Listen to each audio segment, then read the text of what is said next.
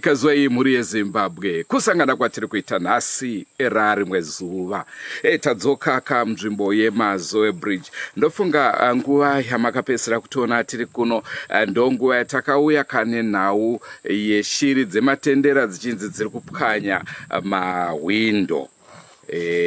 Tikagokupai zvakare nhau yemapere ainzi ari kurura zvipfuwo zvichibatwa murwizi, nekuti ndingade kukuzivisai kuti patiri panapa titori pamuganhu nemurewa tiri kuMazoe Bridge. Rangu zita ndinonzi Andrew Neshamba. Zuva ranhasi tafambira chiitiko chinosuwisa, chiitiko chemwanakomana akasiya arova baba, mudzimai, mwana asati azvisungirira. Regai tinzweka veukama kuti vari kuti kudini nenhau iyi, chii chaizvo chakatora nzvimbo. Senguva dzese muri yeZimbabwe tinokurudzirai kusubscribe kuDrumas Media. Drumas Media, taking you to another level.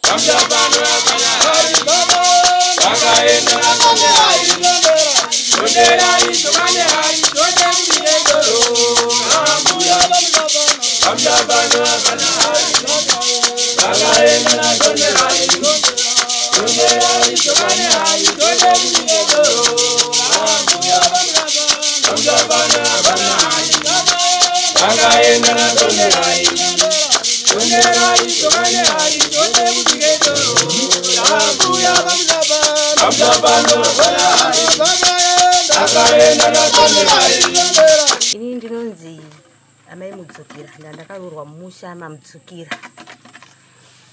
Murume wangu akazoshaya 95, akasiya vana vake vari vatatu. Mukuru wacho anga ine 7 years. Iye afa uyu ainzi Solomon anga ine makore 5. Saka ndakazobuda mumusha munomu ndakasiya mwana wangu ari mumusha muno. Mararamire aita aingorarama vamwe zvakanaka, achingonwa doro. Saka kuzonwa kwakaita mushonga uko handina kuziva kuti mushonga uyu waanwa imoyo upi. Mushonga kuzvisungirira kwaita uko handaudzoti pfungwa yacho ikamubata papi mwana wangu. Ndakapedza kumuona muna Machi. Pakafa kanga anwa futi mushonga here? Akwete. Okay. Kuzvisungirira ikoko ndakazongoenda zoudzwa kuti mwana wenyu aita sei anwa mushonga azvisungirira kuri kuma7 dzemanheru. Ndobva ndatozouyawo kuno kunhamo. Asi tingati munhu aive nehasha here mukurarama kwake? Kwete. Munhu aitorarama nevamwe zvakanaka, ari munyoro zvokuti kana vanhu vese kutokashamidzika nazvo kuti ko mwana uyu mwoyo upi wanga afunga uyu.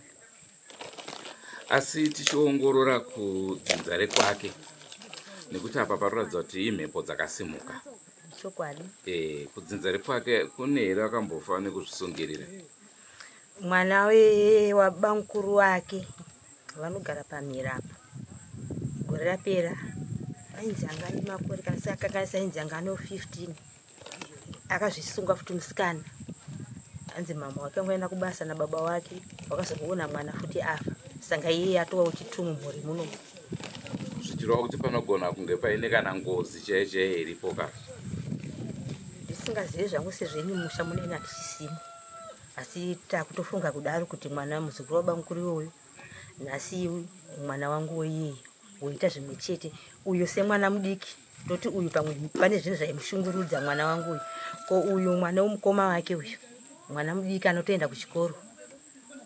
Baba wake wasvika pano nhasi makuseni, wakabva kuHaraini zuva nitoriko uko, wachitaura kuti hapana kana chaishaiwa kuchikoro mwana wanga aenda nemuta achidzoka zvokudya zvakakwana. Asi ndikazongoona mwana adiki azvisunga futi.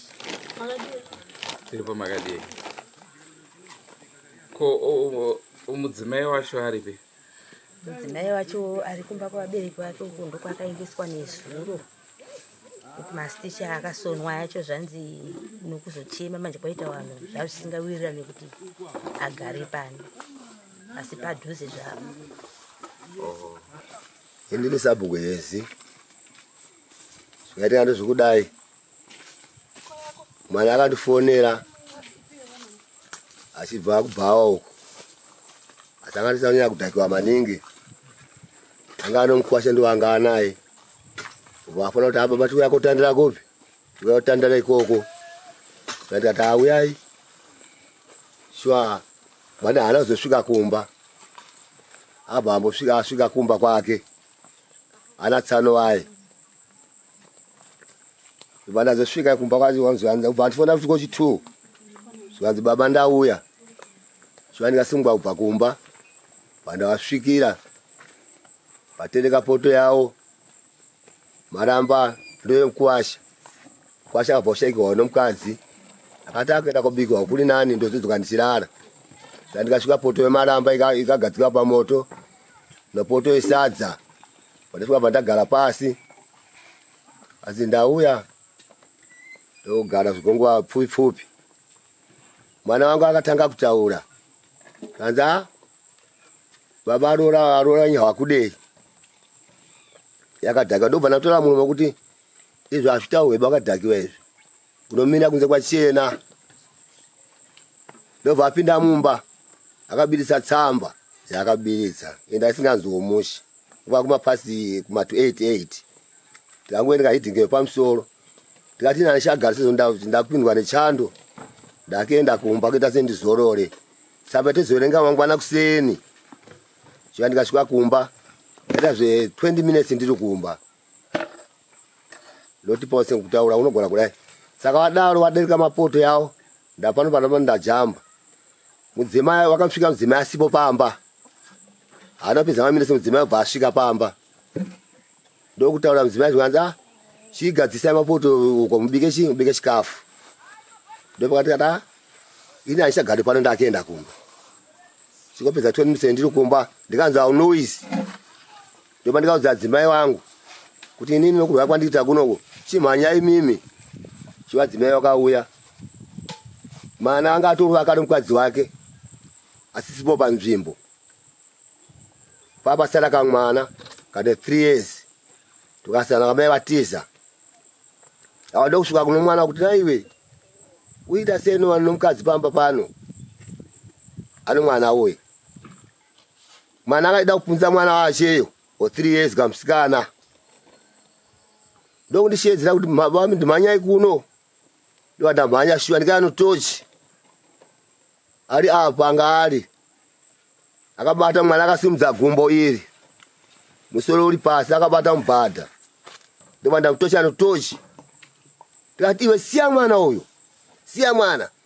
Akapinda muno kuti mwana wangu akabva siya mwana uye. Kubva toya kwandiri nomubhadha uye. Ndofika meter point.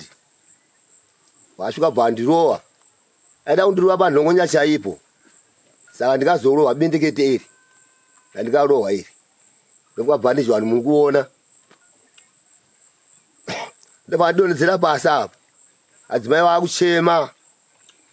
Naiwe uda kubaira baba wako kuti vakutsura kuti usaponde mwana here saka wakubaya baba wako ndizvo here. Awakuchema aripo ndopakazobvisa ruoko rake hwari kudai. Ini ndatora chimundishiya mhene kuti ini ndofunga ndi mwariwo. Vakwanisa kupukunya padhuze nodhunduru vadadhonza. Danda rakanduresa riye vandarikanda muswa. Saka danda ranga kutsvaga futi danda rahana kuriona. Kubva kutanga kuti ruvano bhutsu. Ndochibhagera apa ndiri pasi. Adaro ndobva asimuka kubva andisiya. Ndokuchiudza amai vache vaiva vakachiti mwana ukite nomwana. Zvikanzi muchembe yamutora mwana wenyu chopu budai pano manyimba nomwana yeyu. Azvida kuona ipano. Adzimai noshunguwo yokuti mwana achitaisa mwana vakashungurudzika. Zvikanzi amai ndai ndokuponda mwana zvokutamba ndiri bvai pano. Muende musashedzere vanhu. Achitaura kudaro. Sanifapo akaona ndarara inini. achikuya mtore mwana akabva abuda ipapo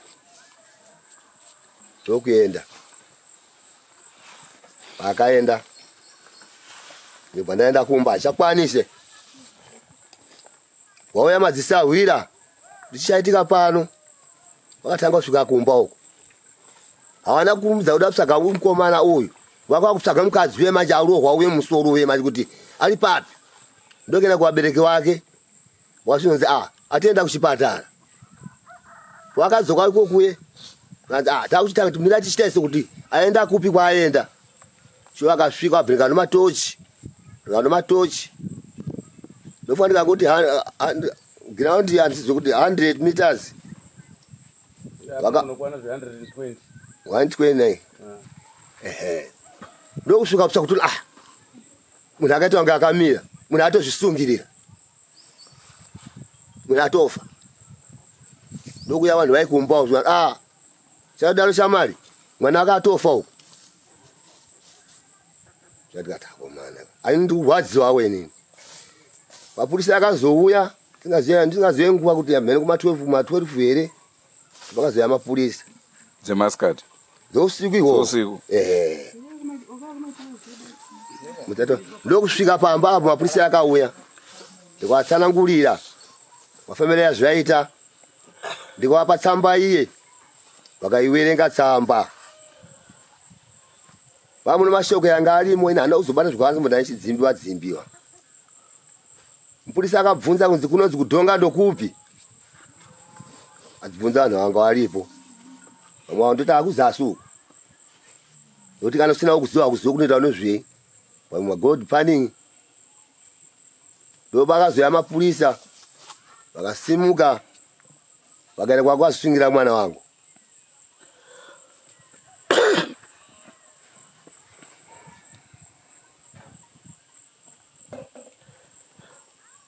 ina inapwasa kuenda ikoko handina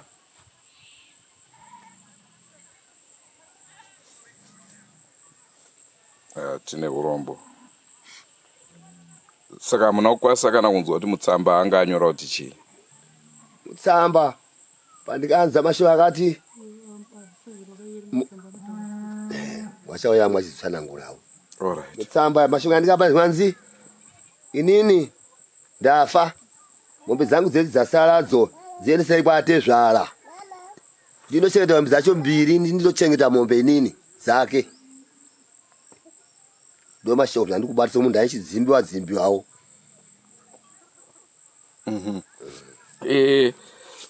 tichitarisa nhau yenyu inotiratidza kuti pane mhepo yakafamba isina kunaka mudzinza menyu hamuna here ngozi iri kushungurudza hamuna here mumwe munhu akambofa zvakare achizvisungirira aripo vana mukoma akafa August gore rapera ko kumashure uko hakuna zvakamboitika futi zvokumashure zviripo zvemakore akare kare umashure mamwe akazvisungira zvababa agara kudhuze nekumozambique uko nokuti hamuna dzababa iyo handisingakwanisi kutsanangura kuti zvipedze zvese asi ikoko wanga waita kunge somunhu apambiwa ikoko waisvikiwa achirapa vachibhadhara zvawaibhadhariwawo saka vanhu nokufambawo ikoko iwoku pane zvaiwashupawo ndokuchifamba ndokuti zvinhu zvangu kuchengeta panapa izvi asizvo pano kune kwazvene kwazvinoenda ndokuti mudzimu ukabata kumhuridza ikoko ukabata mbere kudando kwakabatira kudando zvanzi tendei uchemutukutuku nokuratidzai ndokuudzai zvainokutaurirai muchinyora ndobva waudziwa kuti mombe dzepanoenda kwaahezi ahezi wariwo baba wangu inini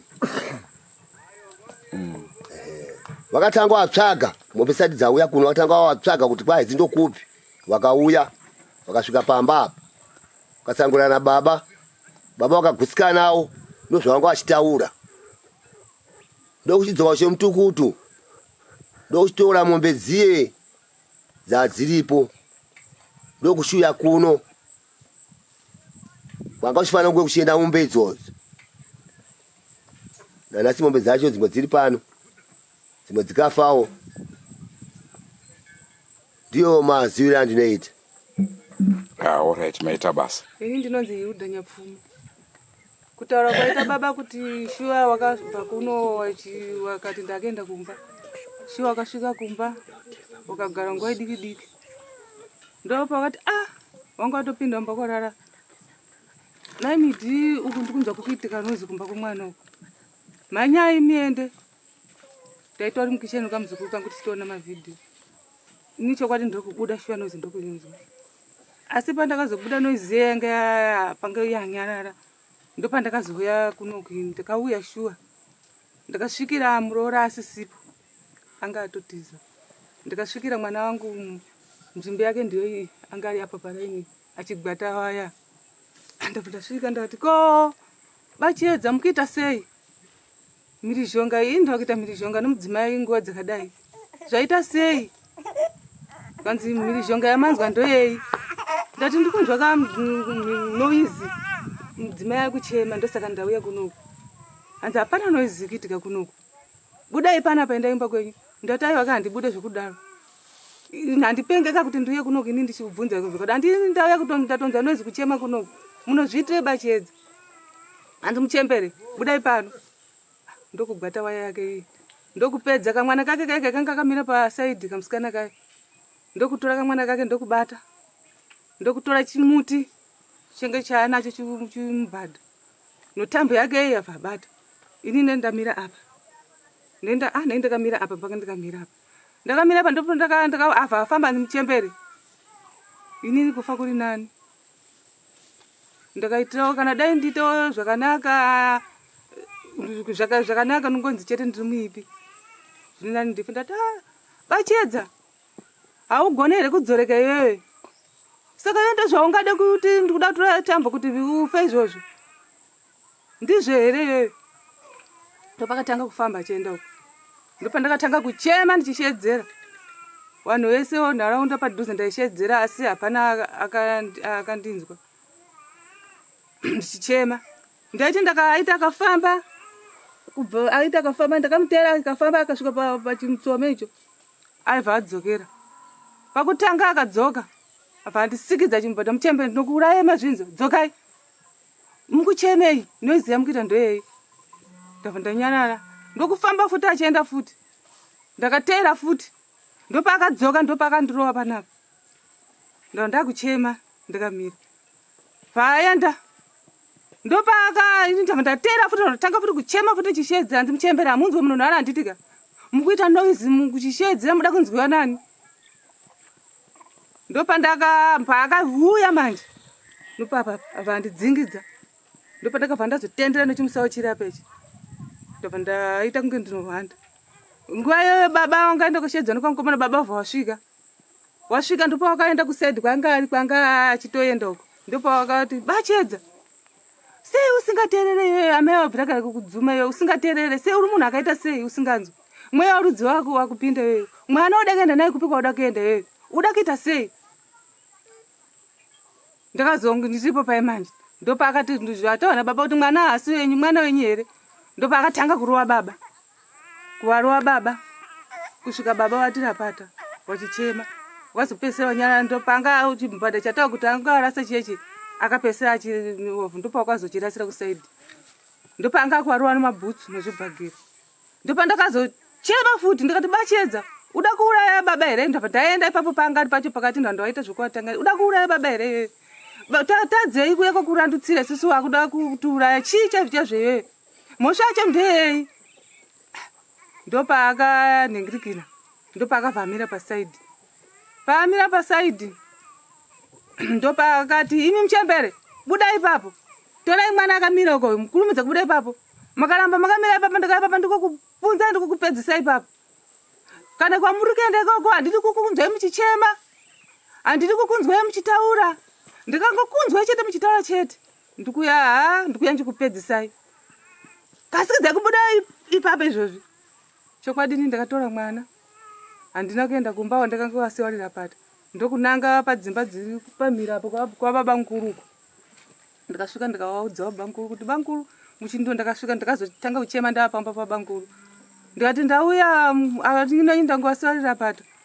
Ndikushupana na bachedza atotakura tambo ati ndakaenda kuzviuraya. Uyu mwana angachida kumuuraya uyu. Mwana uyu. Apa angatombata manje atazokudai so makumbo mudenga kudai so. Mwana wake. Mwana wake uyu. Wakazowera baba mwana ndo ataiwira iwo wataiwira manje.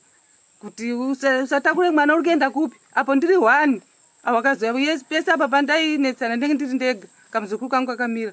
Baba wainzi waibika no maramba waitotya wakatomira kuchisangoko. Soti pangale anga singade kuti pasvike munhu. Inini ushinge wandaita. Mwana ndakafunga ndichiona mwana hasi kuchema. Ndikati chokwadi here mwana uenda kupunziwa. Ushinge wachindaingotera chete. Akati mchembe ndokuraya akadai ndrimwe dai ndakatotiza pakandirowa asi ndakaramba chingotera chete. Pandakaenda kwa bankuruko ndo ndasvika ndaudza ona yacho bankuru akati mkuti baba unini wachitsara wakawarira pata. Iye aendoko kana kuti tumtsvage tunomona kupi. Inini anogona futi kundikuwadzawo ndakasvika ikoko. Wakati alright ameni ndabvinza ndokuuya inini ndokuzosangana nomamwe ma next door pa road up. Ndakati aenda nopapa ma next door anga kutotya kuenda ikoko ndopatakaenda kumba. Nguwa asawira wedu murume angari pana ndizoti wari kupi kwabuda pa ndopa wakasvika nomudzimai wake ndowakazototsa baba ndopatakazopa wakazoti tichienda kuona kuti aende nokupi wamwe varume vangu wasvika chokwadi wakaenda ndakawaratidza ndataenda naiko kushuwa wakaenda waenda pachimuyapo ndopa akazvisungirira shuwa wakazodzoka akati tempo akuchisina mwana uko mwana afa zveshuwa ndopatakatanga kuenda ikokuye chokwadi takaona mwana akafa akazvisungirira akatarisa kunopa mutipo payapo kuma 2-4 mapurisa anofunga ndopa yakazosvika vachizoningirikira vachibva watibvunzawo kuti zvafamba sei. Mapurisa akabva ati tiendei shuwa akabva azoenda wabva wazomutora wari kokuye kubva musudugura ikokuye bva waenda naye ndomaitikira akazvakaita chokwadi akafa kuzozvisungirira yese nhau yese aita ndini ndakazviona zviri mumako mangu patainetsana aida kuuraya mwana zveshuwa asi ndakaramba ndakashingirira kuti kuuraya mwana uyu tichingonetsana chete. Ini ndonzi Fungai Mudzukira. Uyu mukomana akazvisungirira yanzvadzi yangu ndakamusira. Chituko chese chakaitika ini ndisipo ndiri kumba kwangu. Handina zvizhinji zvandinoziva panyaya iyi. Asi nyaya ndinoziva ndeyekuti akangondiudza kuti hanzvadzi ini magara ndikuita kumba nemudzimai wangu haana kuita mushi.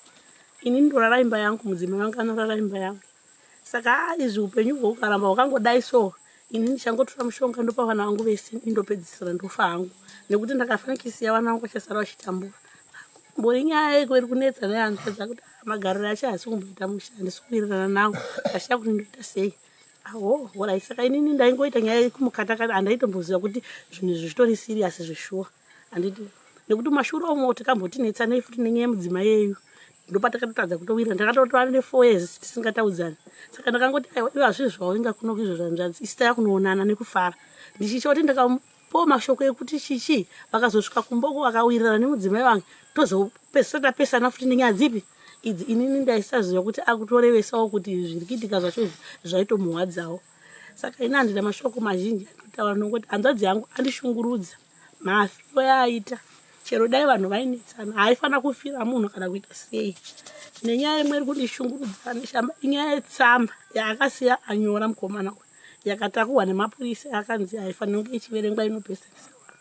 Kwaisitoziva sei kuti zvinhu izvi zvadai hongu azvisungirira asi isusu ukama taifanira kuverenga tsamba iyi toizivawo kuti zvaakanyorwa mutsamba zvacho zvanga zvakanzi kudii. Hamena kuti mutemo wacho wenyika ndozvaunotaura here kuti kana tsamba yanyorwa nemunhu mufi uyu haiverengwe nekuti inozopesanisa veukama tizivewo ipapo wangu.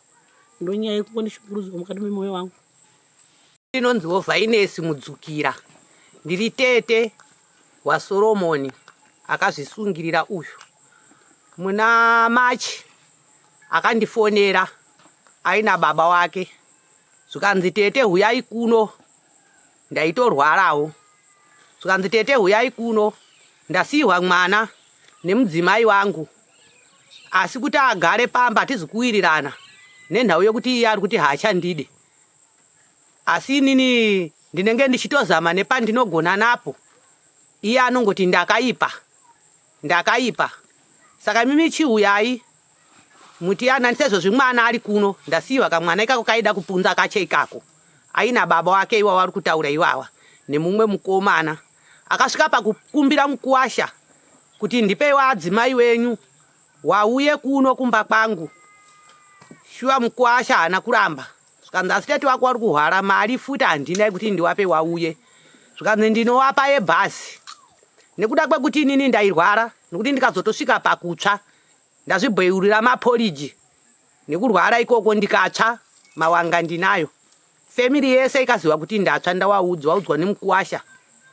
Saka ndo ndikazogonawo kufonerawo sisi wanogara kuno kukurushinga wari kunonzi kukatohwe kusaidhi rekwameki godzi. Ndikawatsanangudzira kuti mhanyai kune muzukuru ari kutaura kudai ndimi muri padhuze. Saka ndo yanguwo mashoko kumuzukuru wangu ndikazoshungurudziwawo ndichinzwa kuti muzukuru wangu afane kuzvisungirira, akapondawo baba wake, akapura mai wake, akada kuuraya mwana. Ndo pandikatonzwa urufu hwake, vandatonzwawo nyama dzangu kuitawo zviri nani mbijana. Ndikagonawo kuzosvika pano parufu rwake nemurume wake. Icho chiitiko chakandirwadza. Asi imimi Satete, ndeapi mashoko akakuudza ainyanya kumukanganisa? Aingotaura zvemukadzi wake iyeyo kuti ari kuita sei, asi anga akuda nevamwe varume. Akamboenda ati mukadzi handichada, ati handichada murume. Ndokubva aenda kudhonga kwacho kuri kutaurwa ikoko. Saka iye aida kuteera. Achida kuteera baba wake natete wandinosiira walipo pano. Ndiwo akamukanzera. Saka haana kuzoenda. Saka ingotaura nawe kuti inini mukadzi wangu hatizi kugona kugarisana. Kudzokerana kwacho kwaakati inini ndadzoka. Asi kudzokerana mumbaka hatizi kukwanisa kugara tese bonde. Saka inini ndo zviri kunyanya kundishungurudza. Chiuyai mwana andisiira ane 3 years. Ndiri kugara naye pano musikana futi. Ndaedza kuti ngauye ari kuramba. Saka musikana muroora zukuru wacho mukadzi wake paazouya wadzokeranawo handisi kuzivawo Sahwira ndiye angagone kutaura ipapo madzokero yaakazoita kuti asvikewo papoindi yekuti tizonzwa kuti afane kuzvisungirira achida kuhwadza, achida kuuraya mwana we3 years namai wake nababa wake vanova ndo hanzvadzi yedu. Uyu muroora. Asi aisafungidzira kuti mukadzi ane chikomba here? Zvaakutoda Sahwira newagari wekuno wacho. Ini ndobvawo kwaMutoko kuBeniseni Mine muvillage rekwamacheka. Ini ndini Sahwira waSoromoni Mudzukira ndetwa Mbofana. Shwa mukomana uyu akazongosheedzera kuti mhanyai kuno yamhirizhonga yange yatova muvillage. Chisvika panapa ndakaona pamba pake panga pasisina vanhu. Ndakateera kwa baba vake ndikabvunza kuti ko chii chaitika. Zvikanzi Soromoni arowa mukadzi wake. Mukadzi wake akuwara zvakanyanyisisa. Chinhu chatakakwanisa kuita, taida kutsvaga mukadzi paakanga ari kuti tione kuti tingamubetsere sei. Iye wacho chaiye semunhu akanga achinze akanga ari violent, tikanga tati ngatimbomusiyai titange tamboona kuti munhu akuwadziwa aenda kuchipatara. Saka taamunzira tikabva tanzwa kuti aiwa vatoenda kuchipatara, tikabva tadzoka. Ndofunga time dzinenge dzaatova kuma11. Handingakwanise kunyatsa kuzvidongonyodza sezvo munongoziva zviri mudzimba umu zvakati siyani. Inini nhau yokutanga yandinoziva yandikatanga kusovha saSahwira sadombo wawo futi. Nhau yokuti inofunga mukadzi akamboenda kudhonga kunoita zvekutsvaga achiita zvokuonga. Akanogara ikoko, murume akasara kunoko. Takazonzwa shoko rokuti mukadzi akuti inini zvomurume handichada. Nofunga ndini ndikabva ndaendako ndichida kunomutora mukadzi wedu. Takauya naye tikati haurambire murume uri kusango, uya kumba utaure kuti sei kusasada musha. but akataura zvinhu zvinenge zvishanu. Aitaura kuti one, murume uyu haasapote, murume uyu haashande, akawana mari dzake dzese dzinongoenda chimbawa. Inini ndiri kuita sei ndiri kuriritira mhuri, saka zviri nani hangu ndigare ndangoziva kuti ini handina murume. Ndofunga tikamuita counseling tikati aiwa hazvidaro ka, tikabva tamboedza kubata zvaitaurwa zvacho nomukadzi kuti ndozviri kuita kuti uyu azoramba musha. Tikati we murume zvinhu zvizisiya, tichifungidzira kuti kumaintaina, but mukadzi vakaramba achiti ini zvomusha handichada. Ndofunga akatombogara zvikamwedzi kana kuti 3 weeks ari kuvabereki vake. Murume akazouya akati no, ini ndafunga kutora mukadzi wangu. Saka kuti anatsokuona kuti ndakamutadzira ndiri kumupa mombe, shwa akaenda akamuti ndiri kukupa mombe mukadzi, ndobva azoya panapa. Vazoya panapa vakabva vakutanga kugara. Izvo hanozoya kugadzisa, but ndaingonzwa kuti no, havazi kupindirana mumba, uyu ani kupindawo make, uyu ari kurara. Izvo handingataura kuti ndakazvigadzisa nokuti hapana akauya kuzondiudza kuti ndo dambudziko riripo. Saka neizvozvo nguva pfupi ndozvandingatauri ko. Paakazvisungirira achitorwa nemapurisa, achizodzoka akasvikorara mumba here kana kuti akabva angosviko? Tongoti kubva paakazvisungirira akatakurwa kuma4 achiendeswa kuchimhanda. Abva kuchimhanda the second day haana kurara mupamba, akauya straight kumakuwa. Ndochirongwa chatakupai mhuri yeZimbabwe. Ari maonero angu panhau yakaitika pano, panoratidza kuti panotomboda either vemachechi kana vechivanhu vabvise mhepo iyoyo yekuzvisungirira, nekuti kazhinji kacho zvinonzi kana munhu akakomita suicide, akazviuraya, akarara mumba, kana kuti mhepo iyoyo ikasagadziriswa, inoramba ichishungurudza magenerations and generations to come. Ndosaka manzwa mukati menhau iyi ndichibvunza kuti hazvina kumboitika here izvi mumashure. Zvinoratidza kakuti pane mhepo yakasonana nemhuri inotoda kuti ifambirwe, igadziriswe nguva iripo. Rangu zita ndinonzi Andrew Neshama. Katisangane mune zvimwe zvirongwa zvaticharamba tichikupai. Ndofunga pari zvino muchamboramba muchitiona tiri nzvimbo yerushinga, timbotenderera tichiona kuti chii chiri kutora nzvimbo uye papi. Asi don't forget to subscribe to Drumas Media, nekuti Drumas Media inokutorai yokuisai padanho repamusoro soro lisali. Goodbye my friends, goodbye my friends, wakamboonana tichazoonana nerimwe zuva hama dzangu. Goodbye my friends, goodbye my friends, wakamboonana tichazoonana nerimwe zuva hama dzangu. Ini ndokuenda kubasa kwangu, iwe makiwe mkaranga,